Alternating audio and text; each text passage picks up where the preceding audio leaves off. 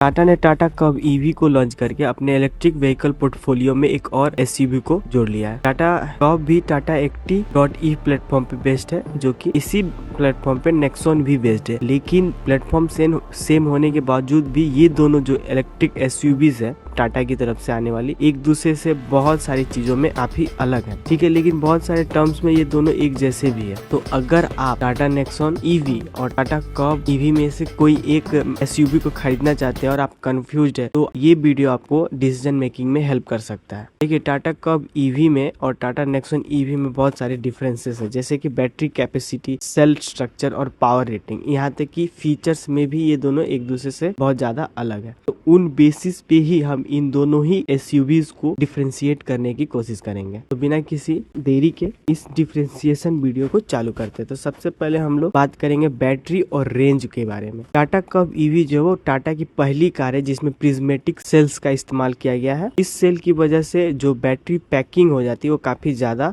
मतलब कि अच्छी हो जाती है, जिसकी वजह से एनर्जी डेंसिटी बढ़ जाता है। और हालांकि इसका इस्तेमाल सिर्फ 55 किलोवाट आवर वाले वेरिएंट में ही इस्तेमाल किया गया है। बाकी दूसरे मतलब कि 45 किलोवाट आवर वाले में नॉर्मल स्टैंडर्ड जो आते हैं वही बैटरी का इस्तेमाल किया गया है। तो टाटा कब ईवी 45 किलोवाट आवर और टाटा नेक्सॉन ईवी इन दोनों में सिलिंड्रिकल शेप्ड वाले सेल्स का ही इस्तेमाल किया गया है, ठीक है। लेकिन प्रिज्मेटिक सेल जो है आने वाले समय में टाटा अपने हर एक व्हीकल्स, इलेक्ट्रिक व्हीकल्स में नॉर्मल कर देगा, स्टैंडर्ड कर देगा। लेकिन फिलहाल के लिए ये सिर्फ और सिर्फ टाटा कब ईवी 55 वाले वर्जन में ही मिलेगा, क्योंकि टाटा कब ईवी में प्रिज्मेटिक सेल का इस्तेमाल किया गया है। इसकी वजह से जो इसका जो रेंज है, बैटरी रेंज, वो काफी बेहतर हो जाता है टाटा नेक्सॉन ईवी के मुकाबले। तो अगर आपका जो मतलब मेन डिसाइडिंग फैक्टर अगर रेंज है, तो आप टाटा कब ईवी 45 नहीं 55 किलोवाट वाले वर्जन को आप चुन सकते हैं। क्योंकि देखिए, इसका जो C75 रेंज नंबर है जो टाटा ने खुद ही अनवील किया है, वो है 400 to 425 किलोमीटर। ये काफी ज्यादा रियलिस्टिक होता है, मतलब ड्राइव रेंज निकल के आता है वो इसके आसपास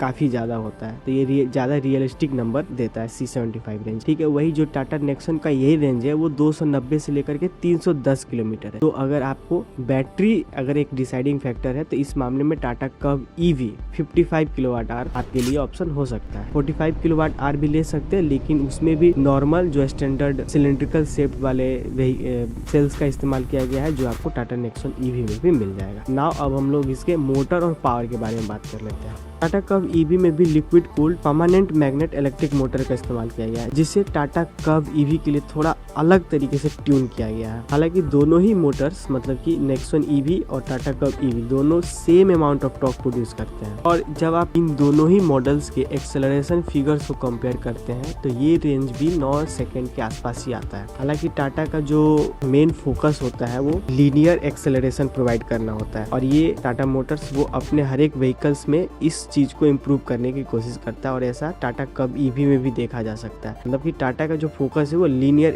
एक्सेलरेशन प्रोवाइड करना होता है। टाटा कब 165 bhp से ज्यादा की पावर प्रोड्यूस करता है, और ये काफी ज्यादा लीनियर पावर डिलीवरी देता है। नाउ अब हम लोग बैटरी और मोटर और पावर के बारे में तो जान लिया। Now it's time for the exterior design. Design जो होता है वो मैं हमेशा से बोलता हूँ ये एक सब्जेक्टिव मैटर है, लेकिन टाटा कब जो है वो देखने में काफी जबरदस्त लगता है, नो डाउट। तो इस मामले में मैं ज्यादा कुछ नहीं बोलूंगा। एक बात और ध्यान देने वाली है कि टाटा नेक्सॉन में 16 इंच के अलॉय व्हील्स को दिया गया है, लेकिन टाटा कब में आपको 18 इंच के व्हील्स देखने को मिलेंगे। इंटीरियर के बारे में हम लोग बात करेंगे, इंटीरियर और इसके फीचर्स के बारे में। टाटा नेक्सॉन ईवी और टाटा कब ईवी दोनों काफी ज्यादा आइडेंटिकल है, जहाँ एक जैसे कलर स्कीम का इस्तेमाल किया गया है केबिन में, ठीक है। केबिन स्पेस जो है वो भी ऑलमोस्ट सेम है। और टाटा कब में टाटा हैरियर की तरह 4 स्पोक स्टीयरिंग देखने को मिलेगा, जिसमें आपको इल्यूमिनेटेड टाटा का लोगो मिल जाएगा। और इसी स्टीयरिंग व्हील पे आपको ऑडियो और कॉलिंग कंट्रोल्स भी मिल जाएंगे। टाटा कब ईवी को टाटा नेक्सॉन ईवी से डिफरेंशिएट करने के लिए थोड़ा सा मतलब कि टाटा को ध्यान देना चाहिए था। इसके लिए वो कुछ एस्पेक्ट्स में बदलाव ला सकते थे। चलिए अब जो है हम लोग इसके फीचर्स के बारे में बात कर लेते। वैसे टाटा नेक्सॉन ईवी में कभी भी फीचर्स की कमी नहीं थी जब इसको अपने कॉम्पिटिटर से कम्पीट करना होता था तब। लेकिन जो टाटा नेक्सॉन ईवी में जितने भी फीचर्स मिलते हैं वो सारे फीचर्स आपको टाटा कब ईवी में मिल जाएंगे, लेकिन इसके अलावा भी आपको एडिशनल फीचर्स देखने को मिलेगा टाटा कब ईवी में। नेक्सॉन में जितने भी फीचर्स है वो सारे के सारे आपको यहाँ तो मिलने ही वाले हैं। तो चलिए देखते हैं यहाँ पे क्या एडिशनल फीचर्स देखने को मिलता है। टाटा कर्व में आपको लेवल 2 का ADAS मिलता है, व्हीकल अलर्ट सिस्टम मिलता है जिसको AVAS बोलते हैं, पैनोरामिक सनरूफ, पावर्ड टेलगेट जो कि जेस्चर कंट्रोल के साथ आता है, फ्लश डोर हैंडल्स, 11.6 लीटर का फ्रंट आगे में मतलब स्टोरेज भी दिया गया है 11.6 लीटर का, electrically operated front charging lead भी दिया गया है। इसके अलावा जो ड्राइवर सीट है वो भी इलेक्ट्रिक है यानी कि पावर्ड है, height adjustable front passenger seat भी है, 2 step rear seat recline adjustment भी मिलता है और एम्बिएंट लाइटिंग भी मिलती है। तो मतलब कि आपको टाटा कर्व ईवी में बहुत सारे फीचर्स मिलने वाले हैं, हिल असिस्ट वगैरह भी है, बहुत सारे फीचर्स हैं। सेफ्टी फीचर्स की अगर बात की जाए तो टाटा नेक्सॉन में भी आपको 6 एयरबैग्स मिलते हैं और 360 डिग्री कैमरा मिलता है और ये सेम चीज आपको टाटा कर्व में भी देखने को मिल जाएगा, 6 एयरबैग्स विद 360 डिग्री कैमरा। लेकिन आपको यहाँ पे टाटा कर्व ईवी में लेवल 2 का ADAS देखने को मिलेगा। इसके अलावा आपको adaptive cruise control, rear cross traffic alert और ऑटोनोमस इमरजेंसी ब्रेकिंग जैसे फीचर्स भी आपको टाटा कर्व में देखने को मिल जाएगा। टाटा ने टाटा कर्व की प्राइसिंग जो है वो काफी ज्यादा कॉम्पिटिटिव रखा है, लेकिन हालांकि इसके बावजूद भी ये जो है वो खुद के टाटा नेक्सॉन ईवी से भी कम्पीट करेगी प्राइसिंग के मामले में और फीचर्स के मामले में। तो फीचर्स के मामले में टाटा कर्व के पास एज आ जाता है नेक्सॉन के मुकाबले। देखिए टाटा कर्व ईवी का जो व्हील बेस है वो थोड़ा बड़ा है, जिसकी वजह से इसमें जो है आपको बूट स्पेस 500 लीटर्स का मिलता है। हालांकि ये एक कूपे एसयूवी है जिसकी वजह से इसमें स्लोपिंग रूफ लाइन है, तो यहाँ पे आपको टाटा नेक्सॉन में हेडरूम थोड़ा ज्यादा देखने को मिलेगा। वही कर्व ईवी में ये जो हेडरूम है वो थोड़ा सा कॉम्प्रोमाइज हो जाता है स्लोपिंग रूफ लाइन की वजह से। बाकी सारी चीजें एक जैसी ही हैं। टाटा ने पार्ट शेयरिंग बहुत ज्यादा किया है, आप इंटीरियर में देख सकते हैं कि ऑलमोस्ट सेम डिजाइन, कलर, सब चीज एक जैसा ही आपको मिलता है टाटा कर्व और टाटा नेक्सॉन ईवी में।